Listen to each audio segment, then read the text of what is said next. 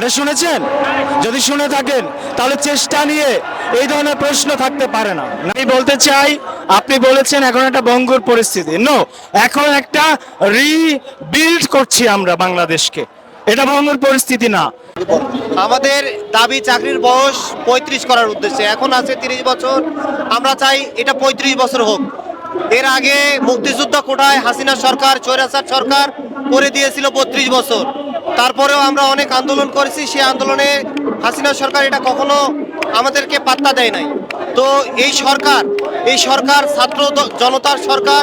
আমরা এই সরকারের কাছে প্রত্যাশা করতেছি যে আমাদের বয়সটা কোনো বিভেদ থাকবে না। আমরা 35-এর মধ্যে 30-এর মধ্যে সীমাবদ্ধ থাকবো না, আমাদের বয়সটা 35 হবে। আমি বলতে চাই, আপনি বলেছেন এখন একটা ভঙ্গুর পরিস্থিতি। নো, এখন একটা রিবিল্ড করছি আমরা বাংলাদেশকে, এটা ভঙ্গুর পরিস্থিতি না। এটা একটা পরিস্থিতি, এটা ভঙ্গুর না। এখানে এখন এটাই একমাত্র সুইটেবল টাইম টু রিফর্ম।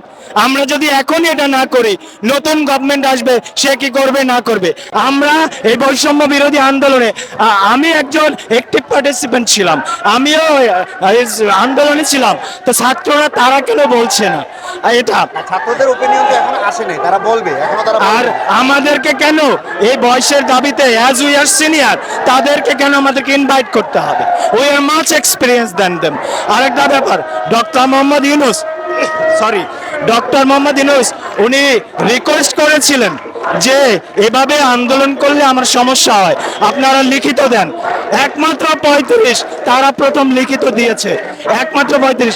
আজকে 10 দিন হয়ে গিয়েছে, কোনো লিখিতর জবাব কি তারা দিয়েছে? আমি বলবো এইখানে আসার পিছনে আমাদের শ্রদ্ধেয় শিক্ষক আসিফ নজরুল স্যারও দায়ী, কারণ তিনি কোনো জবাব লিখিত আকারে দেননি।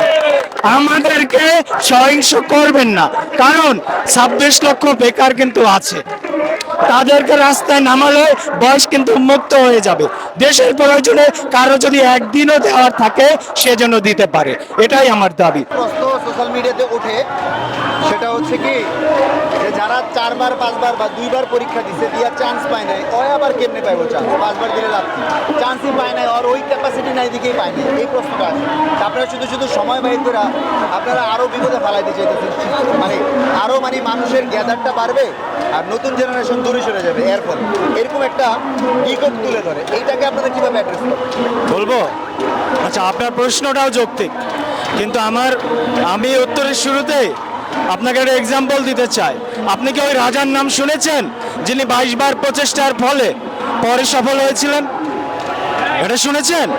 যদি শুনে থাকেন তাহলে চেষ্টা নিয়ে এই ধরনের প্রশ্ন থাকতে পারে না, নাম্বার 1। নাম্বার 2 হচ্ছে বাংলাদেশে 71-এর পর থেকে যদি আমরা হিসাব করে থাকি তাহলে দেখা যাবে অধিকাংশ রাজনৈতিক দলই ক্ষমতায় আসতে পারে নাই। তারা তাহলে এখনো কেন চেষ্টা চালিয়ে যাচ্ছে? আপনি তাদেরকে প্রশ্ন করেন যে আপনাদের রাজনীতি করার দক্ষতা নাই, আপনারা বছরের পর বছর করে যাচ্ছেন, তাহলে আপনাদের ফিলোসফি ঠিক নাই। আমার চেষ্টায় যদি প্রশ্নবিদ্ধ এবং যৌক্তিক আর একটা ব্যাপার হচ্ছে, দেখেন ক্যান্ডিডেটদের ধরন একরকম না। এখানে এমনও ক্যান্ডিডেট আছেন যারা গ্রামের, তার বাবা কৃষক, ওখান থেকে উঠে এসে পড়াশোনা করেছেন, তার পরিবারে তার টাকা পাঠাইতে হয়, সে টিউশনি করায়, সে প্রাইভেট জব করে, সে অল্প সময় পেয়ে তখন প্রস্তুতি নেয়। এখন আপনি যদি একজন ফ্রেশারের সাথে তুলনা করেন যিনি 24 ঘন্টা পড়াশোনা করেন, ওনার সাথে ওনার ইকুয়েশন তো মিলবে না। আপনি তাহলে আমাদের সরকারকে বলবো, আপনি আমাদের সকলকে আমাদের পরিবারের খাদ্য, বস্ত্র, বাসস্থান, শিক্ষা, চিকিৎসা নিশ্চিত করুন। This is your failure. এটা আপনাদের ব্যর্থতা যে আপনারা আমাদের এই 5টা মৌলিক অধিকারকে নিশ্চিত করতে পারেন না সমভাবে। এজন্য একজন ছাত্রকে বিভিন্নভাবে পরিশ্রম করে তাদেরকে কি করতে হয়? প্রিপারেশন নিতে হয়। এখন আপনি 24 ঘন্টা পড়ছেন, আমি মা বাবার জন্য, তাদের ভরণ পোষণের জন্য বাইরে কাজ করছি, পরে 1 ঘন্টা এসে পড়ছি, আমার তো 20 বার পরীক্ষা দেওয়া লাগবেই। আপনি আমার মা বাবার টাকা দেন, আপনি আমার পরিবারের টাকা পাঠান, গভর্নমেন্ট আমার পরিবারে টাকা পাঠাক, আমি 1 বছর পড়ি, 1 বছর পরে আমি পরীক্ষা দিই, আমি পাশ করে যাব। আপনাকে বুঝতে হবে প্রশ্ন করার আগে যে আপনি এই প্রশ্ন করার কতটুকু যৌক্তিক পাবে না। এখন আমি আপনাকে আবার স্পষ্ট করতে চাই দুটো ব্যাপার, দুটো ঘোলাটে প্রশ্ন করা হয়।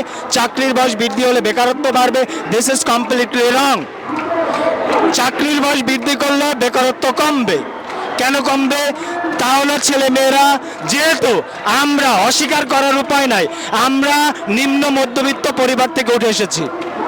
যে প্রশ্ন করছেন সেও উঠে এসেছেন, আমি এখানে দাঁড়িয়ে আছি, আমিও উঠে এসেছি। আমার পরিবারকে আমার টাকা পাঠাতে হয়, এই টাকা কি গভর্নমেন্ট দিচ্ছে? দিচ্ছে না। এই টাকা যে প্রশ্ন করছে সে দিচ্ছে?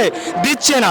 তাহলে ধরুন আমি সকাল টু বিকাল কাজ করছি, তারপরে এসে বাসায় একটু পড়াশোনা করছি, তো আমার তো সময় লাগবেই আমার পরিবারকে। আমি যদি পরিবারের জন্য ডেডিকেশন না দিতে পারি, আমি দেশকে কি দিব ভাই? এখন একজন মানুষের তার পরিবারের সচ্ছলতা ভালো, সে তার মা বাবার টাকা নিয়ে 24 ঘন্টা পড়ছে, 24 ঘন্টা পড়ছে, আপনি তার প্রশ্ন আমাকে ছুড়ে দিতে পারেন না। He is an exception, exception can not be an example. আচ্ছা, আরেকটা প্রশ্ন যেটা তোলে সেটা হচ্ছে যে ধরেন 35 হয়ে গেলে মানুষটা কি অলসতায় পড়ে যাবে? 35 অনেক তো দিতেই পারবো, আস্তে ধীরে যাবে, তা আলটিমেটলি দেখা যাবে যে কোঠাগুলা মানে সময়টা শুধু শুধুই বাড়লো, তো ওই যে ইউটিলিটি পয়েন্ট যেটা দরকার ছিল যে সবাই পাবে, যেরকমভাবে আপনারা আগে আসছেন এরকম কেউ এতটা ইউটিলিটি কেউ হবে না। আমি আপনাকে এই প্রশ্নের উত্তর আমাদের সবার প্রিয় ডক্টর মোহাম্মদ ইউনূস স্যারের মাধ্যমে দিতে চাই। এই দেশের হাজারো বার তাকে প্রয়োজন পড়েছে, আমরা কিন্তু তাকে পাইনি। এখন কেন পেলাম? এখন যখন আমরা পেলাম এই জাতির এই ক্রান্তি লগ্নে, তখন তার বয়স কত?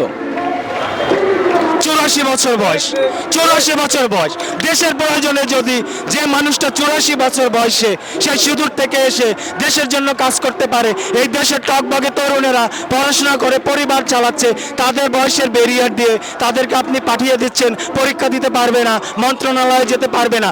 আর যদি আপনাকে আমি আশা করব আমার এই স্টেটমেন্ট আপনি তুলে ধরবেন, দেশের 30 বছর বয়স যদি যৌক্তিকই হয়ে থাকে, তাহলে বিগত যত আমলারা আছে, দেশের সরকারের 95% অ্যাডমিনিস্ট্রেশনে আছে, রাইট?